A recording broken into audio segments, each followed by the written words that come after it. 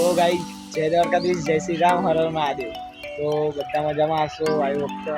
તો ગાઈસ જો આજે બી આપણે આવી ગયા હતા હિમાંશુના ઘરે જ। આજે બે વ્લોગ લઈ લીધા, એક વ્લોગ પહેલા નાખ્યો, એક વ્લોગ અત્યારે નાખ્યો।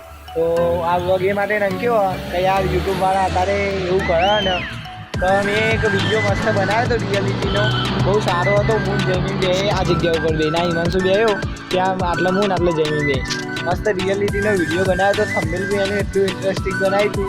તો જો આ ડિસ્પ્લે પર મૂકી દીધું, જોઈ શકો આટલું મસ્ત થંબનેલ હતું।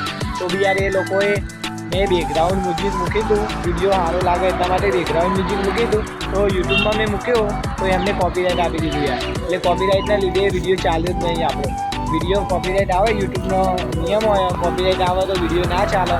પણ હવે યુટ્યુબ આ અપીલ કરી હતી આપણે, તો બી પણ કોઈ સોલ્યુશન આવ્યું નહીં, એટલે પછી આપણે વિડીયો ડિલીટ કરી દો અને હવે બીજો વિડીયો રિયાલિટીવાળો બનાવીશું। અને વિડીયોની વાત જ અલગ હતી, એ વિડીયો મસ્ત બનાવ્યો હતો આપણે। એ રિયાલિટીમાં એટલું બધું બધા સલંગ 5 મિનિટ સુધી એકના એક શ્વાસે બોલી જ ગયા હતા આપણે, 5 મિનિટ સુધી બોલી ગયા હતા, એટલે વિડીયો બહુ જ મસ્ત હતો। પણ એવું કર્યું યુટ્યુબવાળા, એટલે હવે આપણે કંઈ આગળ જવાય ના, યુટ્યુબમાં મૂકવું ચાલે, આપણે જે યુટ્યુબવાળા કે એવું કરવું પડે। અને બાકી વિડીયો એ મસ્ત હતો અને કોપીરાઇટ આપી દીધું આપણા વિડીયોમાં, બાકી એ મસ્ત વિડીયો હતો।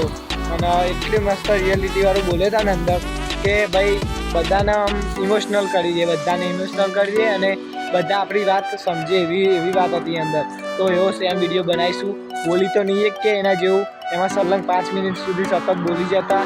હું એકલો બોલ્યો તો જમીન બી થોડો સાથ આપતો હતો બોલવામાં, એટલે તો બી પણ એના જેવું તો નહીં જ બોલીએ કે આપણે ગમે તે વિડીયો બનાવીએ એમાં તો બોલવાની સ્પીચ જ અલગ હતી આપણી।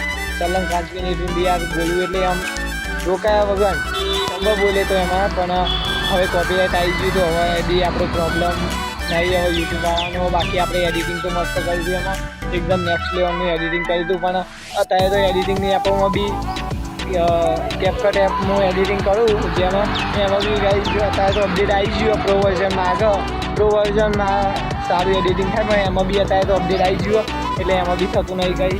તો હવે કરશું શું, કંઈ નહીં થાય। હવે યુટ્યુબવાળા જેમ કે વિચાર એવું પડે આપણે તો પૈસા કમાવાના, આ તો ગમે તે કંઈક કરવું પડે। તો યુટ્યુબવાળાનું આપણે સોંપડવું પડશે હાલ તો પછી ચેનલ મોનેટાઇઝ થાય એના પછી તો મસ્ત વિડીયો આવશે, એના પહેલાં બી બહુ ઇન્ટરેસ્ટિંગ જ આવશે, ખાલી તમે જોજો પૂરેપૂરા। બાકી આપણા વિડીયો તો આમ બી મસ્ત જોઈને અને મસ્ત જ આવતા રહેશે, જોવાનું તો ભૂલતા જ નહીં રોજ।